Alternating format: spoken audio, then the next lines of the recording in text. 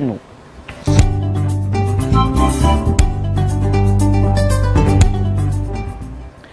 Parlons de ce conflit israélo-palestinien. Près de 2 millions de déplacés dans la bande de Gaza. Des pays européens réclament une trêve durable. Exactement, Sokhna Fati, et des raids aériens continuent donc de frapper la bande de Gaza assiégée et où les combats au sol font rage entre l'armée et le Hamas en marge d'une réunion interministérielle tenue à Bruxelles. Donc, des pays de l'Union européenne ont plaidé donc hier en faveur d'une trêve durable des combats pour mettre fin au carnage, alors que le Hamas menace et que Benyamin Netanyahu se bombe le torse. Les raids israéliens et les combats meurtriers continuent donc dans cette bande de Gaza. Le Hamas a prévenu qu'aucun des otages dans la bande de Gaza n'en sortirait vivant sans qu'un échange et une négociation et sans répondre aux exigences de la résistance.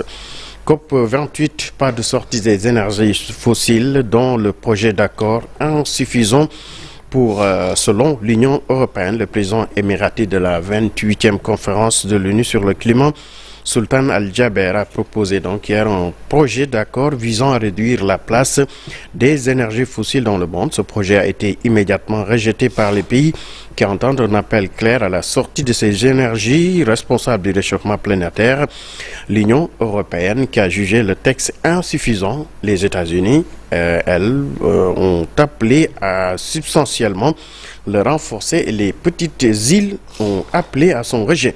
En Pologne, le député élise Donald Tusk Premier ministre, le chef de file de la coalition des forces européennes. Donald Tusk a donc été élu hier au poste de Premier ministre par la Diète polonaise. L'ancien chef de file du Conseil européen devrait présenter aujourd'hui son discours de politique générale et son gouvernement puis se mettre immédiatement au vote de confiance avant de prêter serment demain. Parlons à présent de cinéma avec Lupita Nyong'o qui présidera le jury de la Berlinale en février 2024. Lupita Nyong'o donc présidera ce grand rendez-vous du 7e art. L'actrice kenyane deviendra ainsi la première femme noire à occuper cette fonction prestigieuse. Avant d'elle, donc d'autres personnalités comme l'actrice chinoise Gong Li, l'américaine Meryl Streep ou encore le réalisateur Paul Verhoeven avaient présidé le jury de cet événement culturel majeur. Parlons à présent de sport pour terminer. CAF Award, le Nigérian Victor Osimhen, élu meilleur joueur africain de l'année. L'attaquant donc de Naples a été donc élu le joueur africain le plus en vue de cette saison.